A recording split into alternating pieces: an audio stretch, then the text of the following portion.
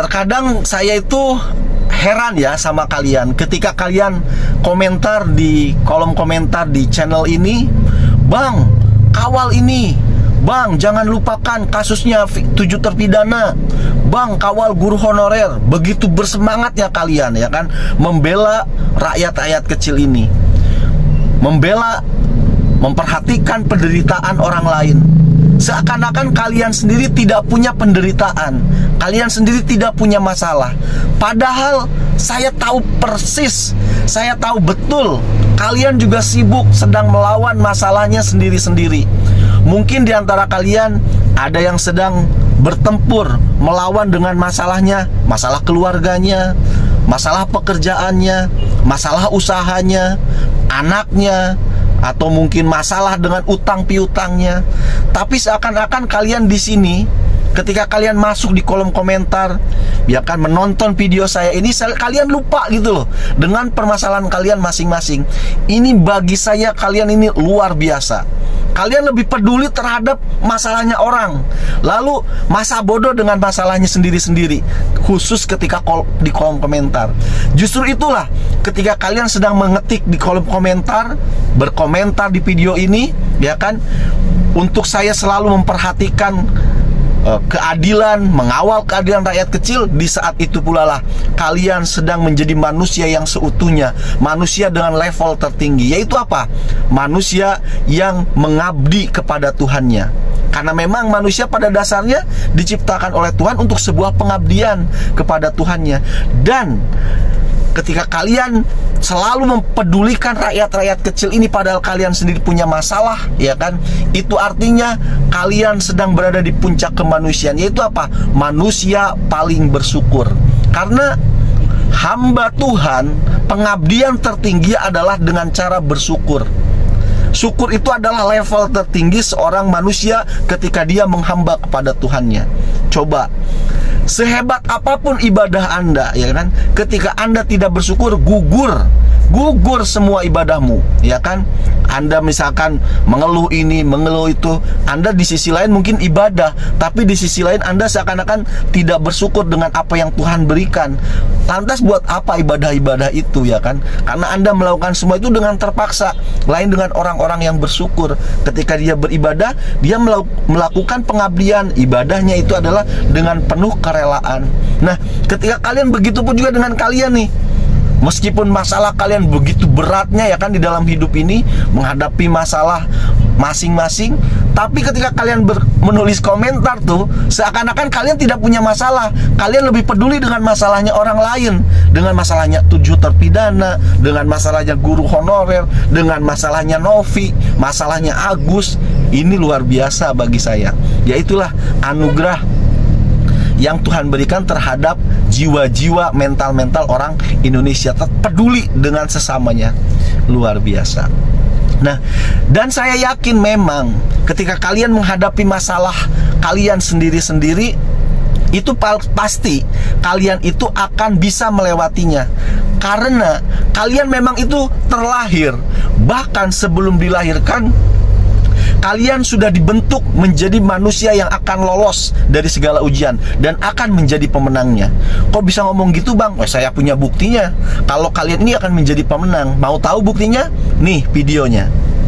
Kita ini semua para juara yang memenangkan pertempuran di atas 300 juta sel sperma. Pertama yang dihadapi apa? Jaring-jaring di saluran masuk ke rahim ibu. Itu ada jaring-jaring, ada kuman-kuman banyak, ada jaring-jaring yang lengket. Sehingga apa? Banyak saudara-saudara lain yang berkorban, sehingga membuat dia bisa lewat.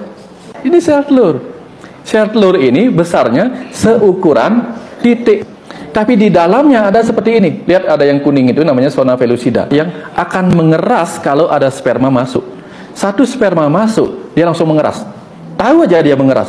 Kalau enggak, bayangkan, ada 1000 yang lolos dari 300 juta, manusia hamil 1000, kemar 1000, bisa nggak? Akhirnya hanya 1 atau 2 yang diizinkan masuk, dengan sebuah pesan di situ. Hei, di awal kuciptakan engkau hidup dengan persaingan agar engkau mengerti bahwa kau adalah yang terbaik. Jangan sampai nanti kamu menjadi orang yang lupa bahwa dirimu adalah yang terbaik. Gimana? Itulah bukti yang saya pegang.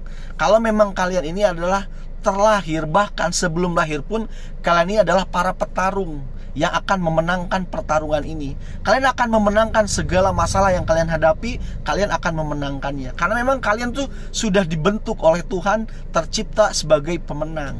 Lihat itu, perjalanan kalian dulu masih dalam bentuk sel sperma, rintangan-rintangannya, ya kan. Kalian bisa lewati semua, bahkan jutaan, ya kan, jutaan sel lain bersaing dengan kalian dan kalianlah pemenangnya. Maka kalian terlahir ke dunia sebagai pemenang. Itu sudah DNA-nya kalian gitu loh. Jadi tidak ada kata menyerah sebenarnya.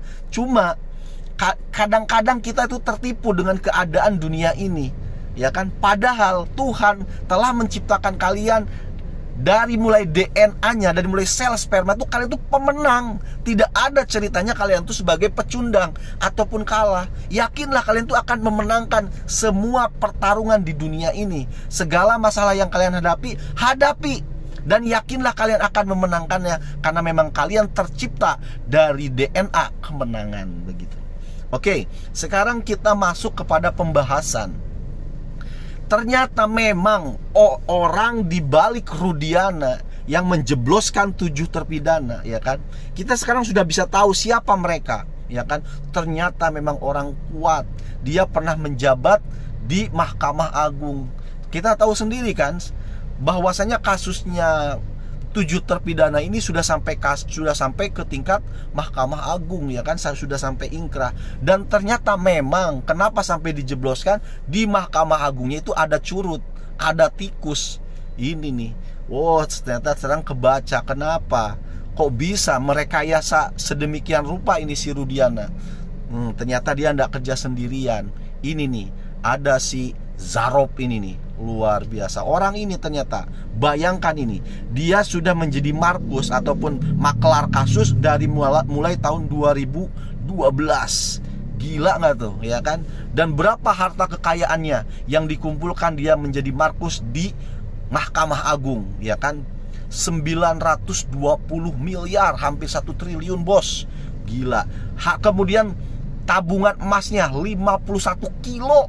Gila, kilo-kilo kita kan beli mangga, ya kan, beli mangga aja paling 5 kilo. Lah ini emas, bos, 51 kilo. Dari mana ini dia dapetin gini semua? Ya, dari maklar kasus. Apalagi dia posisinya ada di Mahkamah Agung yang ibaratnya final daripada hukumnya. Gila, pantesan aja seenak jidatnya ini Rudiana ngejeblosin 8 terpidana loh, bos. Mengubah, merekayasa hukum. Oh, ini nih, ngebayar orang ini ternyata memang luar biasa. Tapi puji Tuhan, alhamdulillah ini terbongkar juga nih. Kemudian dikawal oleh netizen terus. Makanya kita pokoknya benar-benar harus merevolusi hukum. Bukan hanya mereformasi, tapi kita revolusi benar-benar ini hukum. Kita gunakan handphone kita sebaik mungkin. Kawal terus. Mudah-mudahan 2024 stop. 2025 ke depan tidak ada lagi yang begini-begini. Kita hajar semua nih oknum-oknum begini nih, hakim-hakim model si Zarop ini. Kita hajar semua, kita kawal terus.